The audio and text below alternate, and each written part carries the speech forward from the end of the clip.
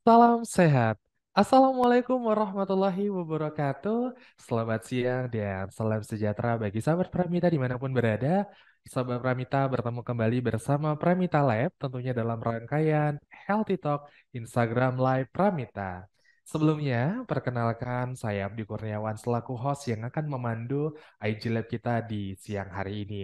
Dan seperti biasa, pastinya saya hari ini tidak akan sendirian karena telah hadir bersama kita sebagai pembicara di siang hari ini, Dr. Siti Syarifah M. Biomed. Assalamualaikum, dokter.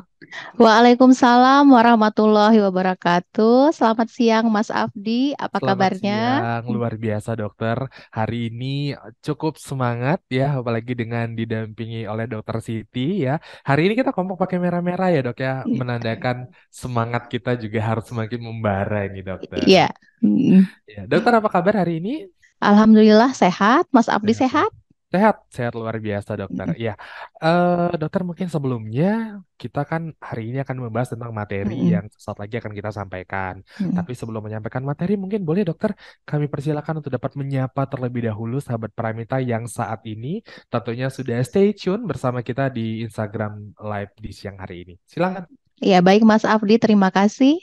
Assalamualaikum warahmatullahi wabarakatuh. Waalaikumsalam warahmatullahi wabarakatuh. Selamat siang para sahabat Pramita semuanya. Apa kabarnya? Saya doakan semoga semuanya dalam keadaan sehat walafiat. Amin, amin, amin. Perkenalkan, nama saya Dr. Siti Syarifah.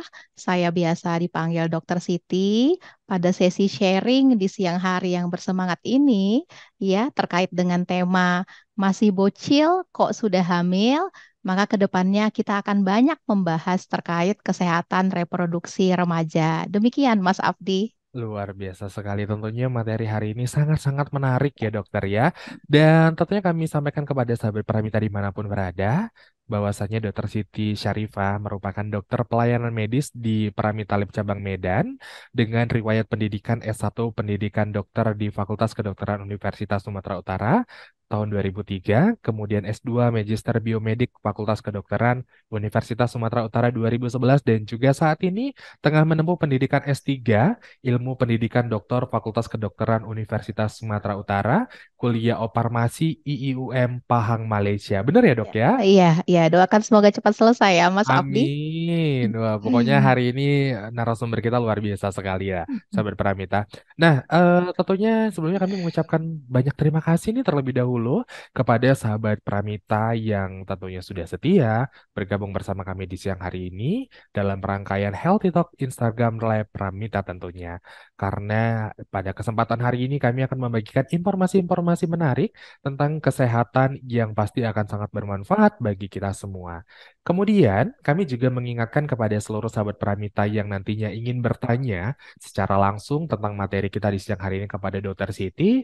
Caranya sangat mudah, sahabat Pramita hanya tinggal mengetik saja pertanyaannya di kolom komentar yang nantinya akan dijawab secara langsung oleh Dr. Siti Syarifah tentunya.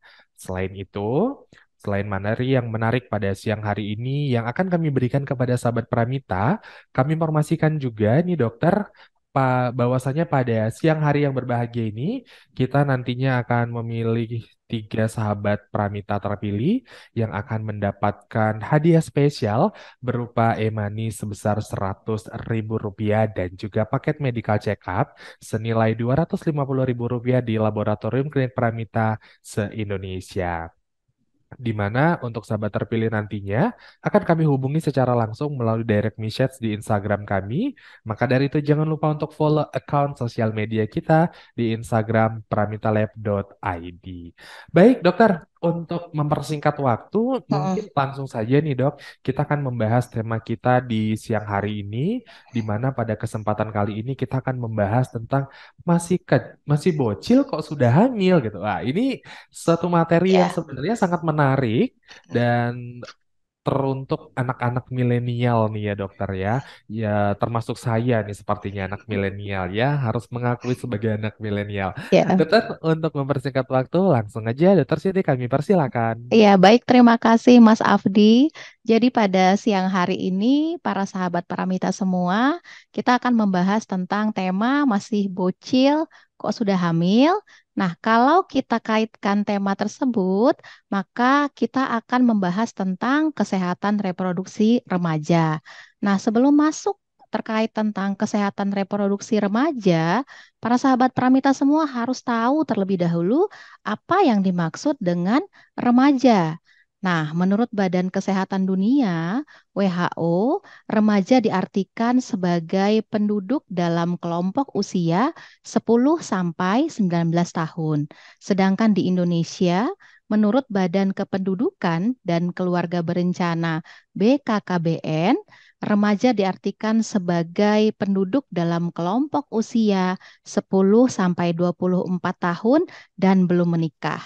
Jadi kalau sudah 22 tahun tapi sudah menikah, tidak termasuk kategori remaja lagi ya, Mas Abdi ya. Sudah beda kategori ya dok ya. Iya, mm-mm.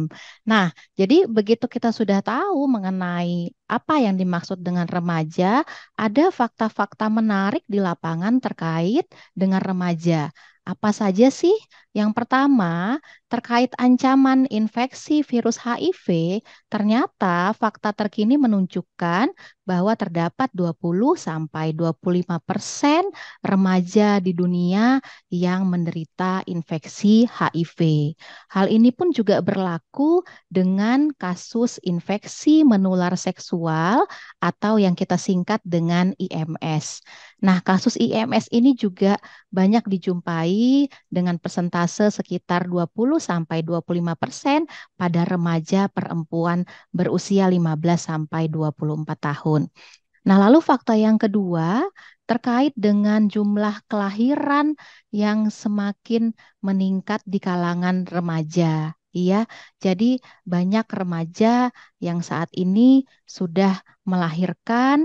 Nah, dari beberapa survei berdasarkan sumber terpercaya disebutkan bahwa minimnya edukasi terkait kesehatan reproduksi ini menyebabkan jumlah kasus kelahiran pada remaja meningkat. Lalu apalagi fakta yang ketiga yang ada di lapangan? Nah, terkait dengan jumlah populasi di dunia, ini ternyata hampir separuh populasi di dunia ini adalah kaum remaja. Sehingga kaum remaja saat ini merupakan populasi yang cukup besar ya. Jadi berdasarkan hal tersebut ya, sangat penting sekali bahwa para remaja diharapkan mendapatkan edukasi yang baik tentang kesehatan reproduksi, sehingga remaja memiliki pemahaman yang baik tentang kesehatan sistem reproduksi mereka, dan pada akhirnya, seiring bertambahnya usia, mereka mampu menjadi masyarakat yang memiliki perilaku bertanggung jawab terkait dengan perilaku seksualnya. Demikian kira-kira, Mas Afdi. Luar biasa sekali kalau membahas tentang remaja dan Ya, kesehatan, ternyata cakupannya cukup luas ya dokter ya. iya. Sangat banyak sekali yang mau dibahas. Nah, tadi di awal dokter sempat membahas tentang adanya definisi remaja, Mm-mm. kemudian kesehatan, kemudian reproduksi. Nah, kalau boleh disimpulkan dokter ditarik secara garis besar atau didefinisikan dengan satu pemaparan ya dok ya. Mungkin boleh dijelaskan apa sebenarnya yang dimaksud dengan kesehatan reproduksi remaja itu sendiri dokter? Ya, jadi tadi kita sudah bahas terkait remaja, Iya. maka kita harus tahu dulu pengertian dari reproduksi ya. Jadi reproduksi itu berasal dari dua kata, kembali, produksi, membuat atau menghasilkan. Jadi reproduksi ini dapat diartikan sebagai kemampuan seorang manusia untuk menghasilkan keturunan. Nah, jadi kalau kita gabungkan menjadi satu kalimat, kesehatan reproduksi remaja, ini diartikan sebagai suatu kondisi sejahtera, baik secara fisik maupun secara mental, terkait fungsi dan peran sistem reproduksi yang dimiliki oleh para remaja. Jadi di sini Mas Ivan, maksud sehat bukan hanya sehat secara fisik, tapi juga remaja pria dan perempuan juga harus sehat secara mental terkait dengan sistem reproduksinya. Demikian. Oke, nah mewakili dokter sahabat Pramita di luar sana, Mm-mm, khususnya adalah sahabat remaja. mm-mm. Ya mungkin membahasakan diri saya sendiri ini sebagai seorang remaja. Mengapa kita sebagai remaja ini dianggap atau diwajibkan untuk penting memahami kesehatan reproduksi sejak dini gitu, Dok?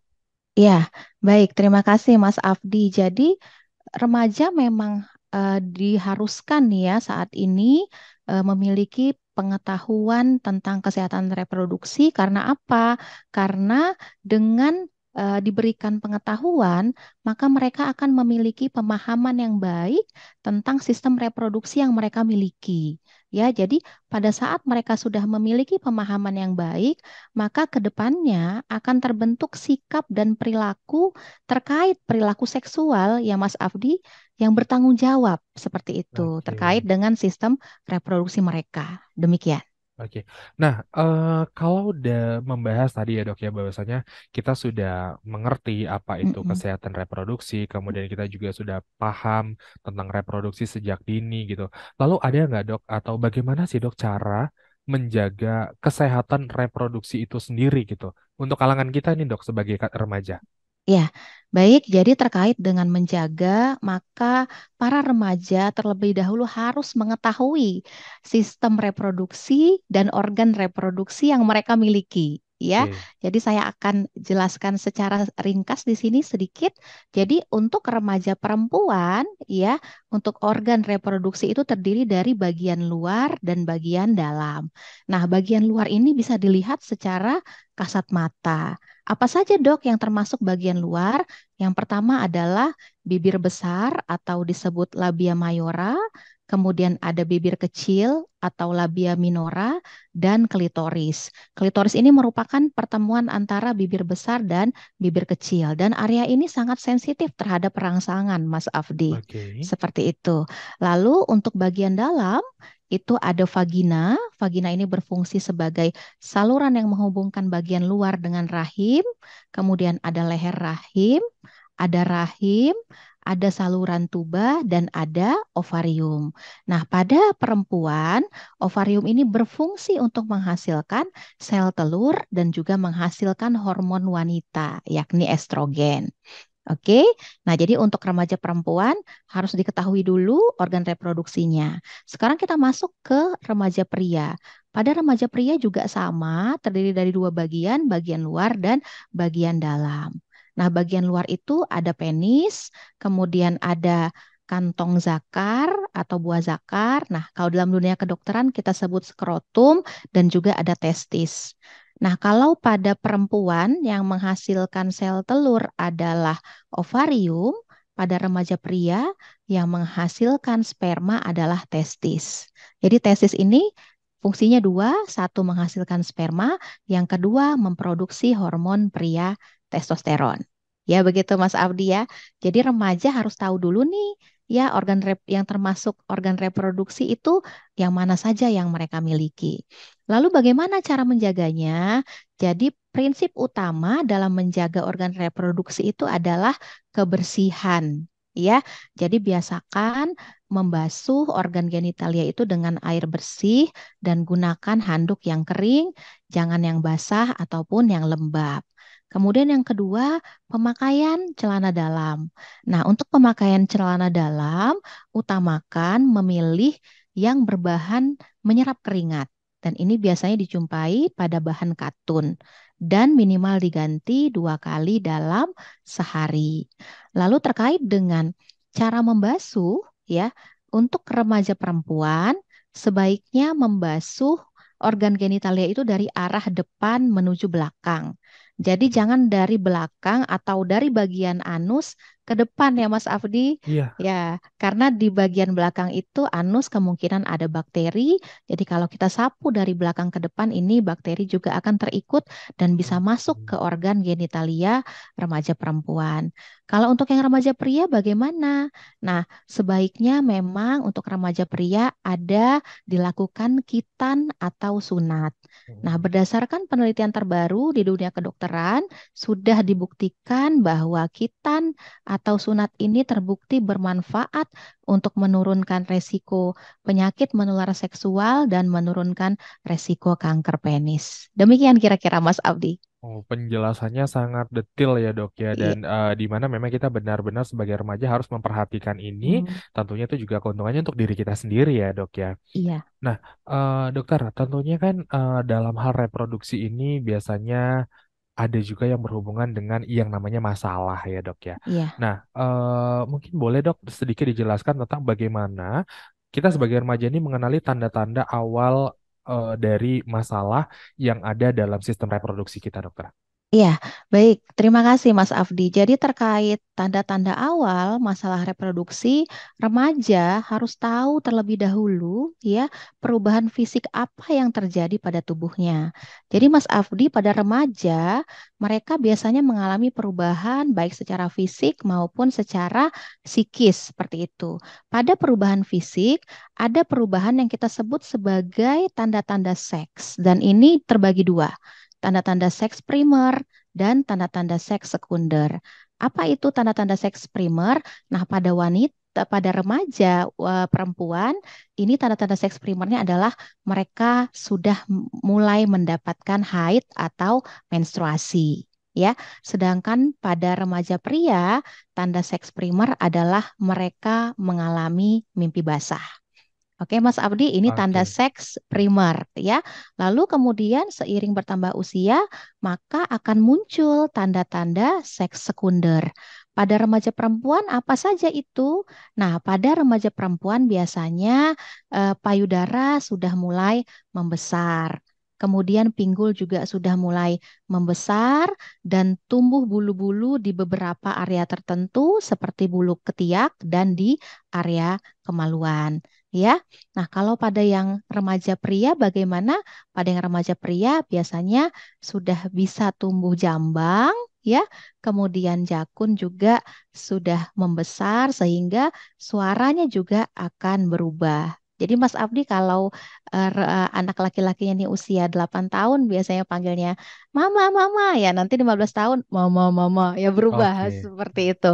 Ya, lalu kemudian kalau ke pundak apa yang terjadi? Maka akan terjadi pembesaran pundak, dada juga lebih bidang, dan penis menjadi lebih besar, lalu juga akan mulai tumbuh bulu-bulu di beberapa area tertentu seperti di ketiak dan sekitar area organ genitalia. Oke. Ya. Nah, menarik dari tema kita dokter. Mm. Masih bocil kok sudah hamil. Sebenarnya dalam case ini dokter, apa yang bisa menjadi penyebab kehamilan pada remaja itu sendiri dok? Ya, jadi para remaja harus paham ya bahwa pada saat mereka sudah mengalami tanda-tanda seks primer dan sekunder, maka mereka secara fisik artinya sudah bisa melakukan proses reproduksi. Ya, seperti itu. Nah, pada proses reproduksi, ya ada yang kita kenal istilahnya proses pembuahan, yaitu sel telur bertemu dengan sel sperma, ya. Pertemuan antara sel telur dan sel sperma ini akan bisa menghasilkan bayi pada akhirnya. Jadi akhirnya remaja perempuan bisa hamil dan remaja laki-laki sudah bisa menghamili lawan jenisnya. Demikian, Mas Afdi.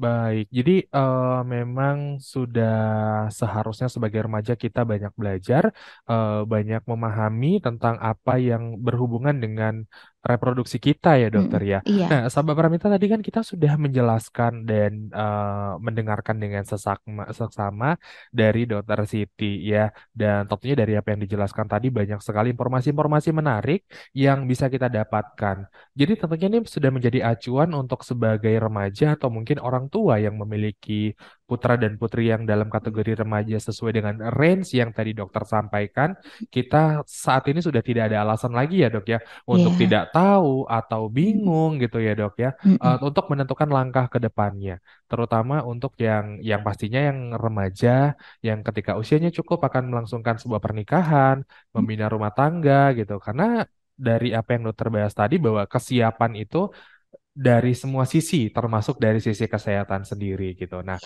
terutama ini buat sahabat Pramita remaja ya, yang saat ini tentunya sudah melek sekali dengan teknologi dan juga sosial media. Jadi harusnya sekarang akun sosial media sudah bisa dimanfaatkan dengan bukan hanya sekedar meng-scroll info-info yang kurang penting ya dok ya, tapi Mm-mm. juga informasi-informasi yang tentunya juga sangat bermanfaat buat kita. Nah, sebelum kita lanjut dok ke season berikutnya, karena ini pembahasannya akan semakin Iya. seru sepertinya Mm-mm. ya dok ya. Mm-mm. Mungkin sama-sama kita lihat terlebih dahulu ini, Dok. Ada yang mau lewat berikut ini. Iya.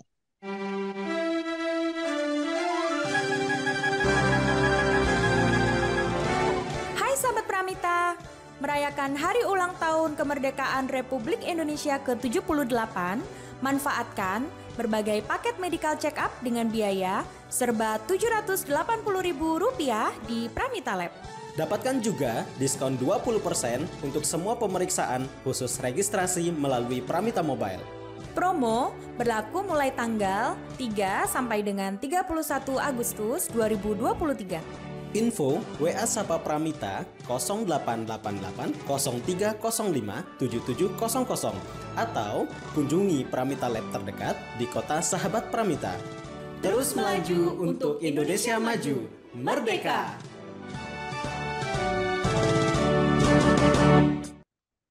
Baik, sahabat Pramita dimanapun berada, tentunya kami sampaikan bahwasannya saat ini Pramita Lab tengah menggelar promo dalam rangka HUT RI ke-78 dengan memberikan banyak sekali paket pemeriksaan yang dapat sahabat Pramita pilih dengan hanya Rp780.000 saja. Tentunya juga ada diskon 20% untuk pemeriksaan di luar paket dengan pendaftaran menggunakan aplikasi Pramita Mobile. Jadi tunggu apa lagi, sahabat Pramita bisa langsung datang ke Pramita Lab terdekat di kota Anda dan juga bisa mendownload aplikasi Pramita Mobile tentunya. Dan dokter, sahabat Pramita juga dimanapun Anda berada, yang pasti tadi dokter telah memaparkan sedikit banyak tentang materi kita. Masih bocil Iya. kok sudah hamil. Dan Mm. tentunya banyak membahas tentang kesehatan sistem reproduksi pada remaja. Iya. Nah, ini sungguh menjadi sebuah materi yang sangat menarik sebenarnya Mm. dok gitu. Dan yang pasti ya sahabat Pramita, kehabisan harapan kita apa yang disampaikan oleh Dokter Siti tadi itu dapat bermanfaat bagi kita dan juga menambah pengetahuan buat kita. Yang pasti selanjutnya dokter mungkin kita akan bisa beralih ya dok ya untuk sahabat Pramita yang saat ini sudah stay atau mungkin juga sahabat Pramita yang sudah memberikan pertanyaan-pertanyaan di kolom komentar mungkin boleh kita jawab satu-satu ya dok ya. Boleh, silakan Mas Ya, Abdi. yang pertama nih kita beralih dulu nih ke Galuh_91. Assalamualaikum, waalaikumsalam Mas Galuh.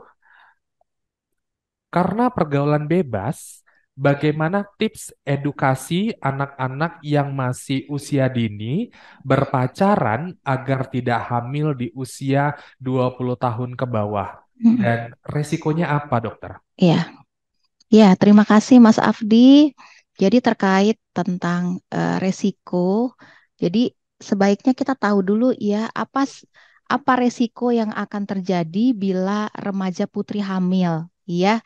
Jadi kalau seorang remaja perempuan hamil, maka akan ada resiko yang terjadi pada si remaja dan juga pada bayinya.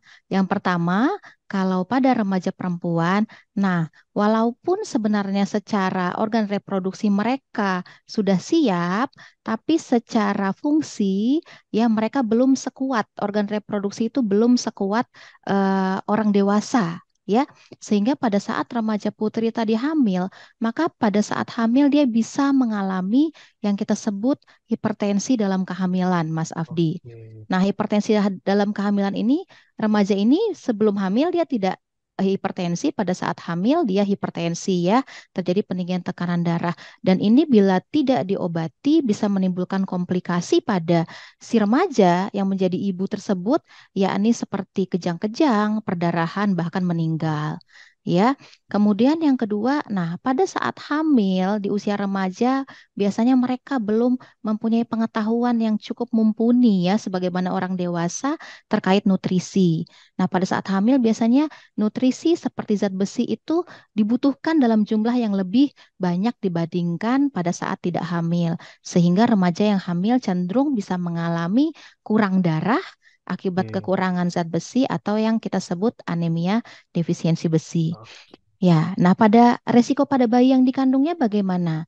Ya, jadi pada bayi yang dikandung oleh remaja perempuan tersebut, ya, karena si ibu juga belum siap dan pengetahuannya juga belum memadai, maka biasanya bayi bisa terlahir dalam kondisi kurang usia atau Oke. kurang bulan, Mas Afdi.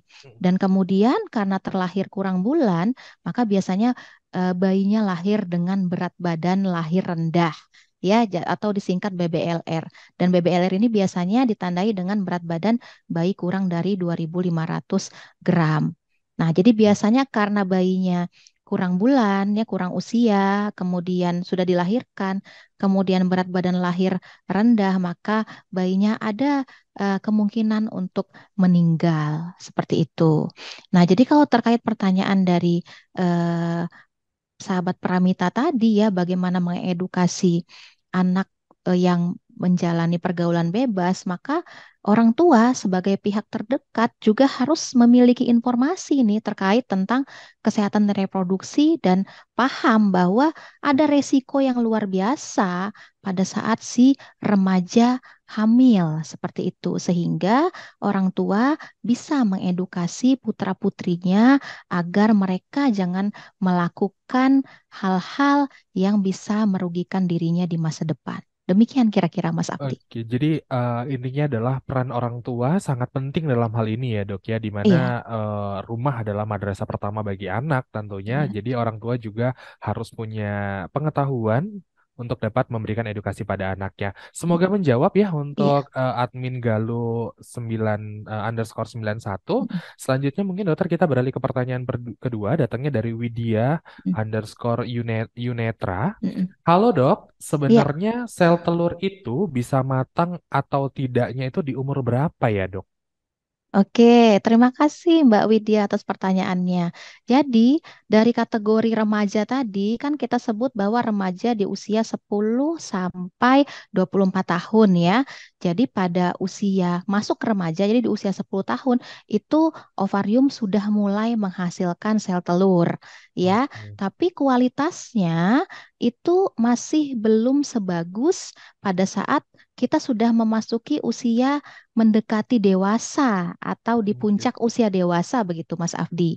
Jadi Oke. di usia 10 tahun sudah ada sel telurnya tapi kualitasnya belum terlalu bagus. Nah, itu juga yang menyebabkan kalau misalnya remaja hamil ya dengan kualitas sel telur yang belum terlalu sempurna, belum terlalu bagus sebagaimana dewasa, maka ada kemungkinan bayinya terlahir dalam keadaan cacat. Seperti itu. Oke, jadi kematangannya itu akan lebih baik ya dok ya kalau misalnya Ya, menuju ke puncak mendekati dewasa. iya. Iya, Mbak Widya semoga menjawab dan selanjutnya ini ada dari Ayu underscore Newt. Dok, apa saja red flags jika kehamilan terjadi pada anak di bawah umur? Apakah benar bisa menyebabkan bayi lahir secara prematur maupun lahir cacat, dok? Tadi sebenarnya sudah sempat kita bahas ya, dok, ya materi ini. Tapi mungkin Ya. boleh, dok, sekilas disampaikan kembali untuk Ayu underscore Newt. Iya, terima kasih Mbak Ayu. Ini kayaknya Mbak Ayu sudah baca duluan ini Mas Audi ya. Iya, Sudah searching-searching sudah terkait searching kesehatan benar, reproduksi benar. ya. Jadi cukup tahu, tapi mungkin kenapa bisa terjadinya itu yang masih membutuhkan penjelasan lebih lanjut ya. Benar. Jadi terkait tadi yang bayi prematur atau cacat, nah itu tadi disebabkan karena tadi saya menjelaskan bahwa kalau masih remaja, sel telur sudah ada, tapi kualitas belum tentu sebagus pada saat remaja tersebut mendekati usia dewasa, ya. Jadi sel telur yang kualitasnya kurang bagus tadi dibuahi oleh sel sperma, maka karena kualitasnya kurang bagus, maka bayi yang terlahir itu ada kemungkinan cacat. Jadi asal Oke. mulanya dari sel telur yang kualitasnya kurang bagus, Mas Afdi. Mm-mm. Itu. Nah, kemudian terkait dengan prematur, prematur artinya tadi yang saya jelaskan bayinya terlahir dalam usia kurang. Kurang berapa sih, Dok? Sebenarnya kalau bayi dikatakan cukup matang untuk dilahirkan kalau dia sudah berusia 37 minggu ke atas di dalam Oke. kandungan, ya. Jadi kalau prematur di bawah dari itu, nah itu juga disebabkan tadi faktor sel telur dan juga faktor nutrisi tadi. Tadi saya bilang Oke. remaja kurang aware ya, tidak paham bahwa pada saat hamil butuh nutrisi yang jumlahnya lebih banyak dibandingkan pada saat dia tidak hamil. Jadi apalagi kalau lagi hamil biasanya males makan itu ya Mas Abdi ya. Iya, benar. Ada istilahnya morning sickness ya. Jadi bawaannya Hmm. mual, muntah, males makan, jadi nggak mau makan. Nah, kekurangan zat besi ya salah satunya itu juga dan asam folat itu juga berpengaruh bisa menyebabkan Oh, bayi lahir prematur dan cacat. Demikian, oke. Mas Aldi. Iya, semoga menjawab juga buat Mbaknya. Dan selanjutnya nih dokter, dari Caca ya. Tanya dok, yang satu faktor penyebab apa seiring ya, faktor penyebab apa Seiring. seiring mungkin ya, Iya, seiring anak di bawah umur sudah melakukan hubungan seks dan berakibat hamil dan apa efek negatifnya? Yang kedua, pada usia berapa anak sudah diberikan pengetahuan tentang seks edukasi, dokter? iya. Terima kasih Mbak Jan ya, Mbak Jaja ya pertanyaannya Jaja. ya. Faktor penyebab apa? Ya, ini biasanya Mas Afdi, pengalaman saya di lapangan, tidak semua loh remaja, putri dan laki-laki itu paham loh tentang organ reproduksi mereka dan fungsinya seperti itu ya. Dan bahkan ada juga yang tidak sadar kalau sudah hamil seperti Iya, itu. benar. Ya, jadi memang kenapa dia tidak tahu ketidaktahuan ini? Ya pertama dari peran orang tua ya. Jadi orang tua mungkin malu ya, malu bercerita tentang kesehatan reproduksi atau Mm-mm. menganggap tabu. Kemudian dari lingkungan juga tidak ada yang mengajarkan seperti itu ya. Jadi pada saat dia beranjak remaja, sudah mulai mengenal lawan jenis ya, dia tidak tahu hal-hal yang dia lakukan itu ternyata bisa mengakibatkan kehamilan seperti itu, Mas Afdi ya. Oke. Jadi memang peran orang tua di sini dan kadang-kadang orang tua pun menganggap kalau kesehatan reproduksi itu kita harus berbicara hal yang pornografi atau porno aksi. Padahal tidak. Jadi saya jelaskan sedikit terkait edukasi kesehatan. Nah, ini ya pertanyaan lanjutannya, pada usia berapa anak-anak sudah diberikan pengetahuan tentang seks edukasi? Ini dari balita sudah bisa ya, Mbak Jaja ya. Tapi ada triknya gitu. Jadi kalau misalnya anaknya, misalnya anak Mbak Jaja misalnya 4 tahun, ini contoh ya. Kemudian ibunya hamil lagi, punya adik. Nah itu si anak yang 4 tahun bisa disuruh coba dong elus-elus perut mama gitu ya. Adek pegang perut mama, ini ada adek loh. Ada adiknya abang loh di dalam perut mama. Nah itu sudah pernyataan itu sudah termasuk bentuk edukasi reproduksi, tapi disesuaikan dengan usianya karena dia masih 4 tahun. Nah, pada saat nanti si anak masuk ke usia sekolah, ya, biasanya pada usia sekolah mereka sudah mulai mengenal lawan jenis ya dan sudah mulai membandingkan ini ya, Mas Mm-mm. Afri, Iya. bentuk tubuh dia dengan bentuk tubuh yang lain gitu ya. Jadi misalnya dia datang, "Ma, aku kok ini sih belum ini ya, belum tumbuh Mm-mm. payudaranya," misalnya seperti itu tanya sama mamanya. Nah, itu adalah momen yang penting untuk orang tua, untuk si mama memperkenalkan gitu. Masukkan pendidikan tentang reproduksi. Oh ya, Dek, cerita ya nggak apa-apa. Adik kan masih umur 11 tahun ya, nanti 12, 13 nanti juga akan semakin bertambah besar seperti itu. Jadi caranya bukan dengan cara yang vulgar. Terutama juga kalau misalnya di TV ada berita tentang kekerasan seksual terhadap anak. Nah, itu orang tua juga bisa masukkan pesan terkait tentang reproduksi. Jadi si anak bisa dibilang, "Dek, jangan adik hati-hati ya kalau ada yang seperti itu. Jangan biarkan lawan jenis megang bagian-bagian tubuh adik. Nah, diajarkan Hmm. bagian-bagian tubuh mana yang tidak boleh dipegang, ya kan? Nanti itu kan akan berlanjut pertanyaan dari anaknya. Kenapa mah nggak boleh dipegang? Kenapa? Apa yang terjadi kalau dipegang? Nah, nanti ada penjelasan-penjelasan yang disesuaikan secara sederhana supaya si anak mengerti. Jadi pada saat mereka semakin matang usianya, mau mendekati dewasa, mereka sudah memiliki pemahaman yang mumpuni. Demikian, Mas Iya, Afdi. berarti untuk ayah dan bunda ini terutama sahabat Pramita dimanapun berada yang saat ini juga mempunyai putra dan putri dalam kategori remaja, artinya untuk membahas atau memberikan edukasi tentang reproduksi itu sendiri bukan menjadi sesuatu hal yang tabu lagi ya dok ya kalau sekarang Ya, justru harus diutamakan supaya kita dapat menghindari hal-hal yang tidak diinginkan tadi ya dok ya. iya. Iya, baik. Kita beralih dokter ke pertanyaan berikutnya datangnya dari microbiologers. Mm. Izin tanya dok, apakah ada kriteria dikatakan bocil itu sendiri? Ini apakah berlaku untuk pria juga? Apakah bocil pria juga ada kriterianya yang dikatakan dapat menghamili dok?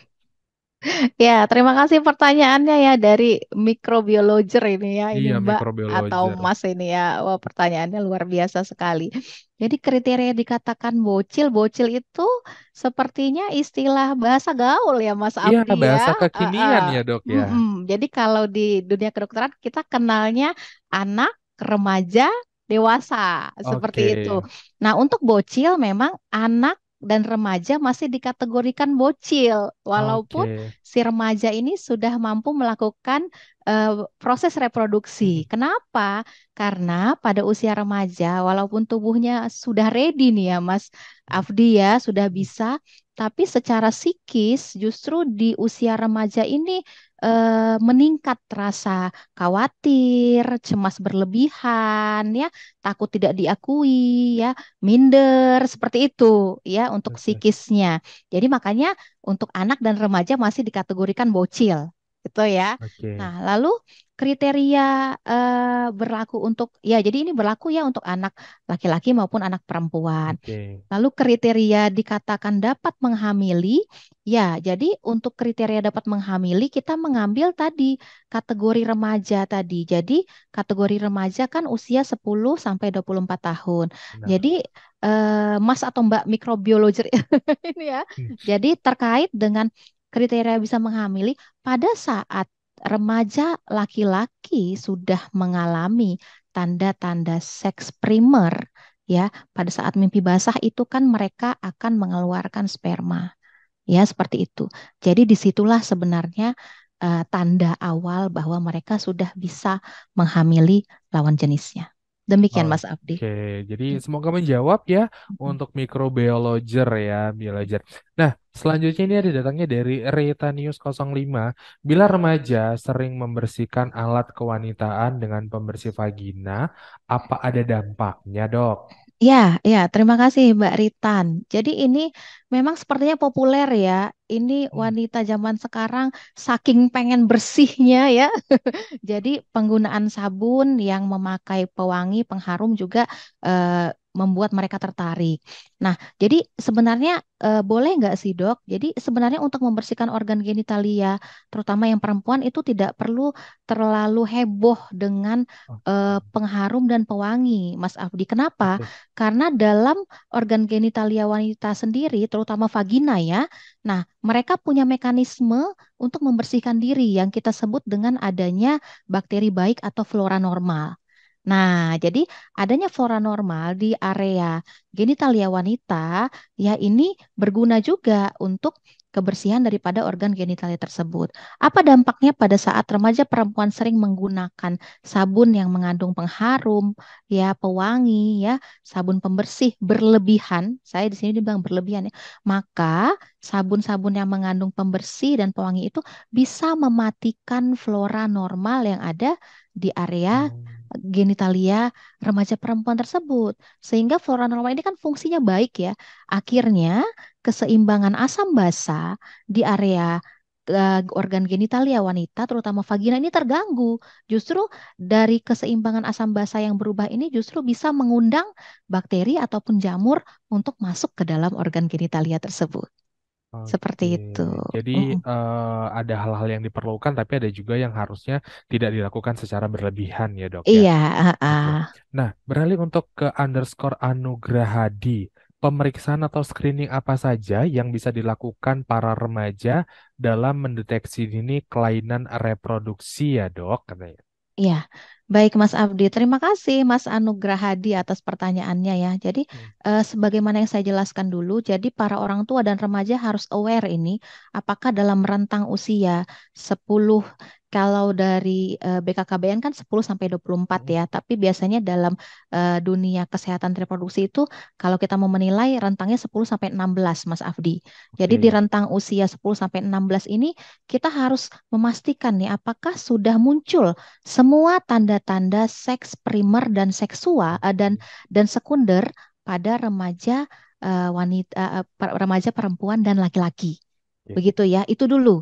Jadi orang tua ini harus ngelis juga ini ya Mas Abdi ya. Harus Oh, ini ngelis bener. udah mimpi basah belum gitu ya. Oke. Ini Bener. suara berubah belum Hmm. gitu ya. Udah mulai tumbuh bulu belum ya. Ada kemudian yang pada perempuan juga begitu, payudara sudah tumbuh belum. Batasnya adalah di usia 16 tahun. Oke. Iya, seperti itu. Nah, kalau misalnya sampai mau mendekati usia 16 tahun, si yang perempuan juga belum mendapat menstruasi, si laki-laki juga suaranya belum berubah, ya, maka di situ orang tua sudah mulai harus aware. Nah, pemeriksaan apa, dok, yang bisa dianjurkan? Nah, jadi kalau kita lihat tadi masalahnya adalah tanda-tanda seks primer dan sekundernya tidak muncul, maka ini biasanya ada masalah dengan hormonal. Mas Afdi. Oke. Ya, maka dokter konsultasi ke dokter, dokter mungkin akan merujuk untuk dilakukan pemeriksaan bagaimana kadar hormon yang dimiliki oleh remaja putra dan putri dari Bapak Ibu sekalian, seperti itu. Nah, kalau misalnya permasalahannya adalah ada gatal-gatal atau ada kutil di daerah kelamin. Nah, kemudian keputihannya, misalnya dia cerita, Ma, keputihan adik kok warnanya hijau ya, Ma, baunya kok nggak enak banget ya, gitu ya. Mungkin kita berpikir, ah ini jangan-jangan ada infeksi, ya, ada infeksi di daerah genitalia, maka kita bisa lakukan pemeriksaan bakteri ataupun virus yang memang terkait bisa menyerang di daerah genitalia tersebut. Demikian, Mas Oke. Abdi. Baik, jadi harus banyak diperhatikan juga tentunya ya dokter ya. Harus Nah, aware ya harus aware sebagai orang benar. tua. Nah, dari Mami underscore Miracle, dok, apa saja do and don't bagi remaja yang mengalami kehamilan dini agar terhindar dari bayi lahir cacat dan bayi lahir prematur? Ya, ya, terima kasih ini Memi Miracle ya. Jadi untuk remaja yang hamil dalam kondisi sudah halal ya, seperti itu hamil, apa yang boleh dilakukan adalah perbanyak makan sayur-sayuran dan buah-buahan, seperti itu. Oke. Ya, jadi kenapa? Karena pada saat hamil kebutuhan nutrisi meningkat ya untuk vitamin yang paling banyak diperlukan pada ibu hamil adalah vitamin A, vitamin C, vitamin E, asam folat, dan zat besi. Nah, ini semua bisa dijumpai pada sayur dan buah-buahan. Untuk asam folat dan zat besi juga bisa dijumpai pada daging-dagingan, Mas Afdi ya. Lalu kemudian apalagi selain tadi yang vitamin, ya berikutnya adalah cukupi kebutuhan protein dan lemak ya. Jadi untuk protein bagus mengkonsumsi protein baik hewani maupun nabati, dan untuk lemak juga mungkin Mas Afdi pernah dengar asam lemak omega 3 itu ya Ya. terkenal ya. Jadi asam lemak omega 3 ini dapat dijumpai pada ikan tuna, atau kalau kita di Indonesia familiarnya ikan gembung ya. Oh Itu juga ya. tinggi asam lemak omega 3, itu bagus karena protein itu berpengaruh terhadap nutrisi si janin itu juga. Jadi dunya adalah yaitu perbanyak konsumsi makanan yang bernutrisi ya. Oke. Kemudian yang donnya bagi remaja yang mengalami kehamilan dini, ya jangan stres. Ya, ini remaja, dia sudah hamil ya, kaget temennya masih lari-lari, dia Hmm. perutnya semakin membesar. Nah, ini kemungkinan psikologisnya akan cukup terganggu ini Mas Oh Afdi iya. kan. Hmm. Nah, jadi biasakan untuk jangan stres. Kenapa? Karena kalau stres dari sisi kesehatan reproduksi, ingat kalau ibunya stres itu juga akan menyebabkan bayi di dalam juga ada bonding gitu Mas Abdi. Jadi kalau ibunya stres, bayinya tuh seperti paham ya bahwa Oke. mamanya tuh sedih gitu ya. Dan itu juga akan mempengaruhi pertumbuhan dia di dalam perut ibunya. Ya, seperti itu kira-kira Mas Abdi. Oke, ya itu tadi untuk Mami Miracle ya, sudah terjawab pertanyaannya dari Dokter Siti. Banyak sekali sebenarnya dokter ya pertanyaan-pertanyaan yang hadir nih dari sahabat Pramita yang sudah cukup banyak antri gitu. Tapi mungkin tidak memungkinkan kalau seandainya kita jawab satu persatu seluruh pertanyaan yang masuk ya dok ya. Nah, kembali tentunya sebelum kita melanjutkan ini ya sahabat Pramita yang ada di rumah yang sedang stay tentunya menyaksikan Ejilab kita di siang hari ini. Sebelum kita lanjutkan ke season berikutnya, yaitu kita akan mengumumkan siapa sahabat Pramita terpilih yang akan mendapatkan e-money sebesar Rp100.000 dan juga voucher medical check-up senilai Rp250.000 berlaku di seluruh cabang Pramita se-Indonesia. Kita mau lihat dulu dokter kembali ada pesan-pesan yang mau lewat berikut ini.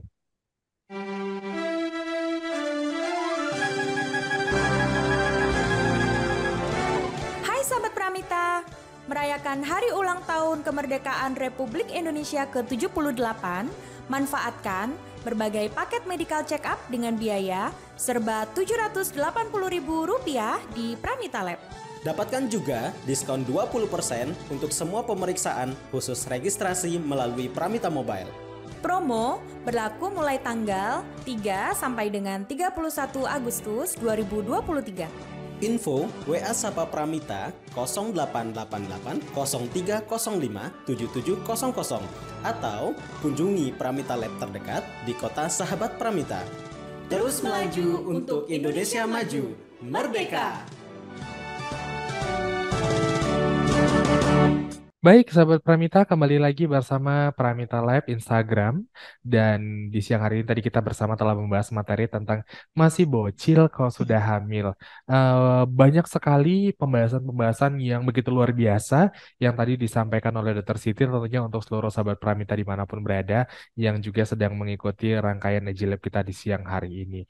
Dokter, mungkin sebelum kita mengumumkan siapa sahabat Pramita terpilih yang mendapatkan e-money dan juga voucher medical check-up.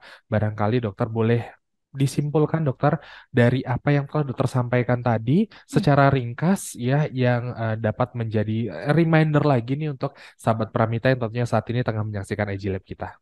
Ya, baik terima kasih Mas Afdi. Jadi kesimpulan pada sharing kita hari ini adalah bahwa edukasi terkait tentang kesehatan reproduksi merupakan hak yang harus didapatkan oleh para generasi muda kita, kaum remaja.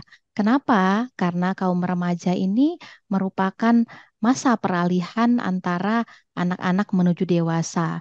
Pada usia remaja ini, mereka cenderung sudah mampu melakukan tindakan reproduksi, namun secara psikis dan ekonomi sebenarnya mereka belum cukup mumpuni untuk membina sebuah rumah tangga.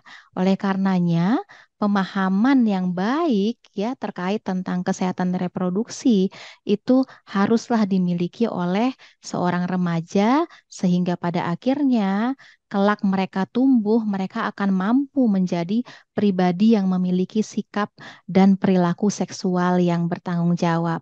Sehingga kehamilan yang tidak diinginkan kita harapkan akan semakin berkurang jumlah kasusnya di kemudian hari ya Mas Afdi. Demikian dari Iya. saya.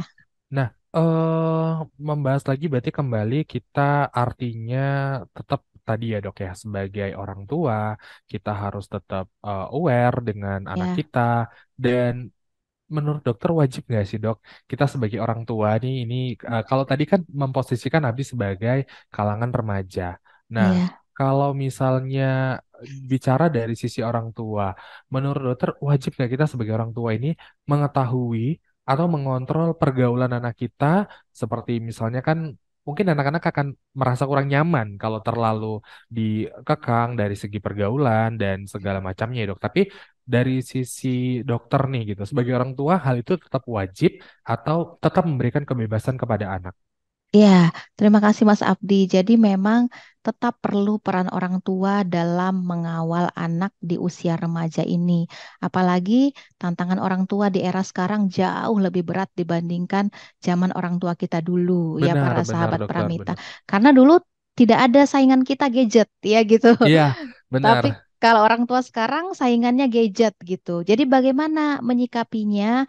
Ya, yang pertama harus dilakukan adalah pendekatan itu harus sejak mereka kecil. Oke. Jadi jangan sampai pada masa anak-anak di bawah 10 tahun itu kita tidak ada, tiba-tiba pada saat remaja kita muncul. Nah, ini anak-anak biasanya kalau sudah remaja mereka sudah terbiasa ya. Kalau sudah terbiasa sendirian, mereka akan malah nggak nyaman gitu tiba-tiba Mm-mm. orang tuanya muncul. Tapi Ya. kalau dari awal dari mereka anak-anak orang tuanya selalu mendampingi, maka mereka akan merasa terbiasa tidak malu lagi untuk bercerita pada saat mereka sudah mulai tertarik dengan lawan jenis, pada saat mereka misalnya sudah mau mah kalau adik pacaran gimana? Mungkin seperti itu sudah Mm-mm. Mm-mm. biasa seperti itu. Dan saran saya sebagai orang tua di era sekarang, coba cara memantaunya itu harus lebih kreatif ya Mas Afdi. Jadi Oh, misalnya harus ada si inovasi ya, ya, Dok ya. jadi misalnya si anak punya WA, ya. Nah, atau punya Instagram. Nah, kalau bisa papa mamanya berteman juga di situ, gitu. Oke. Dan papa mamanya juga bisa misalnya ngomong, "Dek, itu kawan kamu yang di Instagram siapa namanya? Ini add mama juga dong," gitu. Atau add papa Mm-mm. juga dong. Mm-mm. Jadi Mm-mm. kita bermainnya santai, tapi teman menganggap, oh mama pengen kenalan juga sama temanku gitu ya. Dari situ kita bisa menganalisa apakah teman-teman yang ada dalam lingkungan anak-anak kita ini juga memang merupakan pribadi-pribadi yang baik. Seperti itu, Mas Aldi. Oke, nah itu tadi kalau bicara tentang bagaimana dari sisi kita ya dok ya. Tadi Ya, dari versi sebagai orang tua kepada mm-mm. anak remaja. Nah, anak remaja ini kan biasanya kebanyakan canggung dokter untuk Iya, ngobrol sama orang tua, untuk mm-mm. mengungkapkan kalau kesal. Malah biasanya lebih percaya ketika kita itu sharing sama teman kita, Iya, sama sahabat kita. Kalau sekarang anak sekarang bilangnya sama bestinya kita ya dok ya. mm-mm. Sebenarnya ada nggak sih dok cara menjaga komunikasi yang terbuka dengan orang tua kalau kita mau membahas sesuatu hal terutama yang berhubungan dengan kesehatan reproduksi ini sendiri, dokter. Ya, terima kasih Mas Abdi. Jadi ini memang krusial ya Mas. Jadi di Benar. usia remaja ini kan tadi saya sudah jelaskan bahwa mereka mengalami perubahan fisik ya menuju kematangan sistem reproduksi. Tapi secara psikis, nah di usia ini nih malah muncul rasa khawatir yang berlebihan, rasa cemas yang berlebihan, rasa malu bila tidak diakui oleh kawan-kawannya seperti itu. Jadi secara psikis mereka justru malah menunjukkan kekhawatiran yang berlebihan. Jadi di sini kalau mau komunikasi yang terbuka, ya supaya remaja, para sahabat Pramita yang sudah punya anak remaja mau terbuka, ini memang pendekatan pertamanya itu harus dari orang tua. Mas Abdi, Oke. pendekatan pertama orang tua ya secara bagus ya, kemudian nanti baru dan pada saat mendekati, pada saat anak akhirnya mulai berani untuk bercerita, satu kuncinya adalah anak jangan diledek atau diketawain Oke. oleh orang tuanya, ya.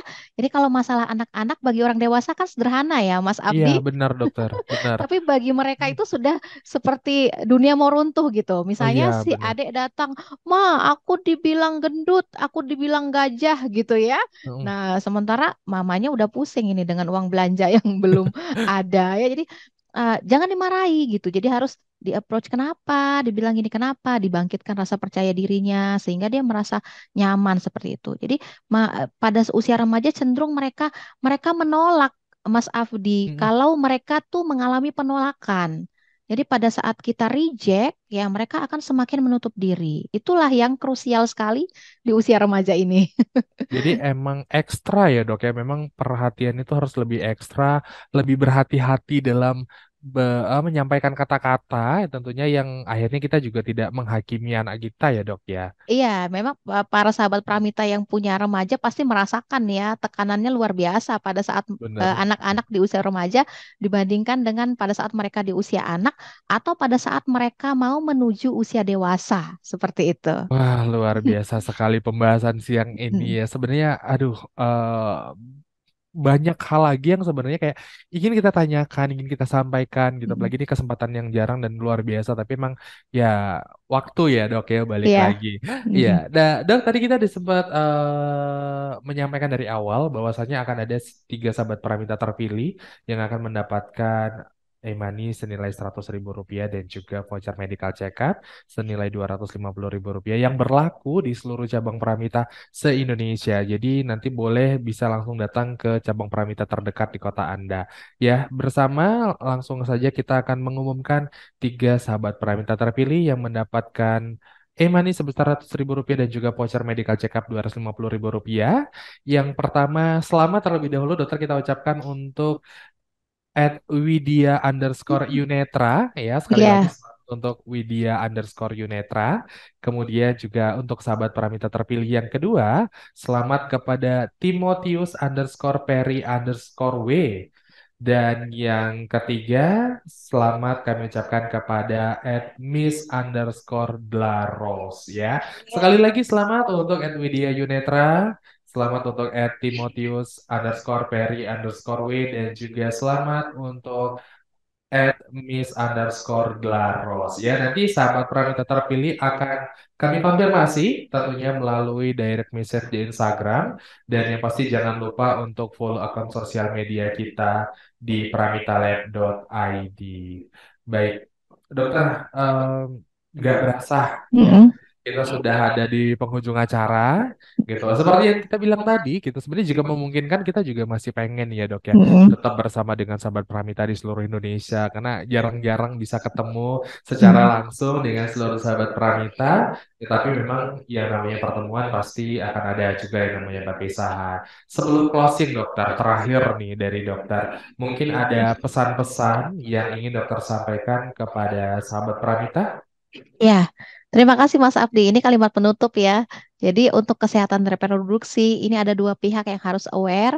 Remaja itu harus aware, orang tuanya juga harus aware. Supaya apa? Supaya remaja ini nanti pada saat dewasa bisa membentuk sikap dan perilaku seksual yang bertanggung jawab dan orang tua juga bisa menjadi sumber terpercaya putra-putrinya untuk mendapatkan informasi yang benar terkait kesehatan reproduksi. Demikian Mas Abdi. Iya, luar biasa sekali ya. Jadi kembali untuk orang tua, jangan abaikan putra-putri Anda ya. Harus ditemanin ya, harus bisa menjadi teman, bisa menjadi sahabat, juga Ya, bisa menjadi orang tua tentunya ya, untuk anak kita. Luar ya. biasa sekali ya, Dokter Siti Syarifah.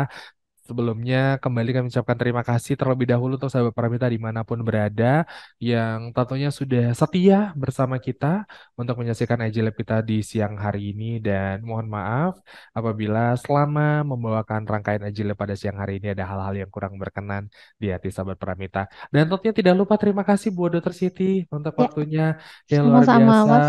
ya semoga Mm-mm. setelah ini kita masih bisa berkesempatan lagi dok untuk Ya, bisa bertatap muka kembali dengan sahabat Pramita dimanapun berada ya dan bisa memberikan informasi-informasi yang bermanfaat dan juga materi-materi lainnya ya di lain waktu. ya, Terima kasih sekali lagi kami ucapkan kepada seluruh sahabat Pramita yang telah memandu rangkaian acara IG Lab kita di siang hari ini ya dari awal hingga akhir dengan begitu sangat antusias ya tentunya ini apresiasi yang luar biasa kami berikan untuk seluruh sahabat Pramita dimanapun berada. Dan kembali saya Abdi Kurniawan tentunya mewakili kru yang bertugas. Saya mengucapkan terima kasih atas segala perhatian dan mohon maaf sekali lagi bila ada hal-hal yang kurang berkenan di hati sahabat Pramita. Saya Ari wabillahi taufiq wal hidayah. Wassalamualaikum warahmatullahi wabarakatuh. Selamat siang dan Waalaikumsalam. salam sehat. Sampai jumpa. Sampai jumpa.